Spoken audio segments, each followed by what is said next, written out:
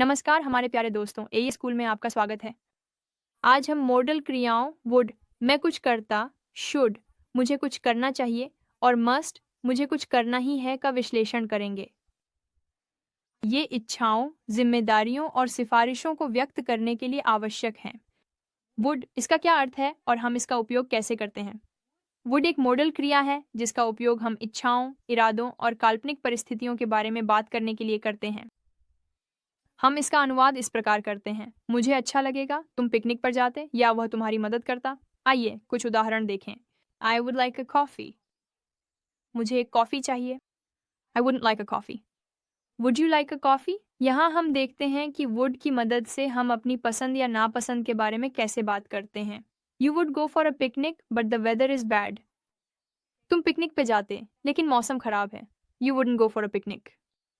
Would you go for a picnic? He would help you gladly. वह खुशी से आपकी मदद करेगा। He wouldn't help you. Would he help me? आइए शुड सहायक क्रिया पर आगे बढ़ें।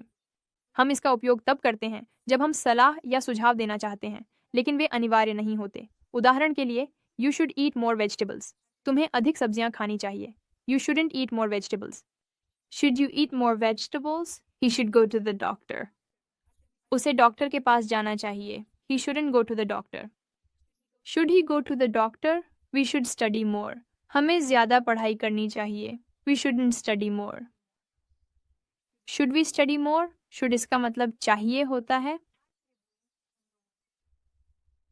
और मस्ट जिसका हम इस्तेमाल करते हैं जब कोई बाध्यता, आवश्यकता या सख्त नियम होते हैं।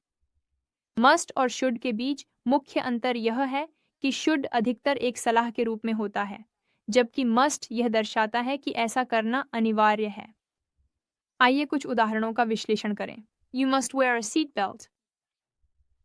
तुम्हें सीट बेल्ट पहननी चाहिए। ये केवल एक सलाह नहीं है बल्कि एक अनिवार्य ट्रैफिक नियम है। You must not wear a seat belt. Students must do their homework.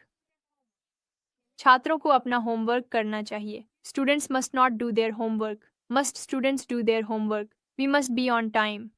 हमें समय पर होना चाहिए। We must not be on time. Must we be on time?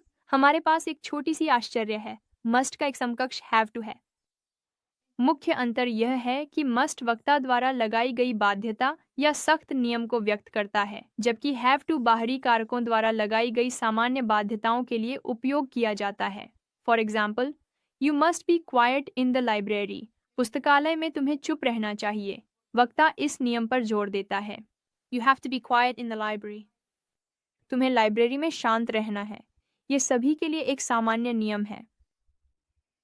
Must का उपयोग भूतकाल में नहीं किया जा सकता, इसलिए इस स्थिति में आवश्यकता व्यक्त करने के लिए हैड टू का प्रयोग किया जाता है।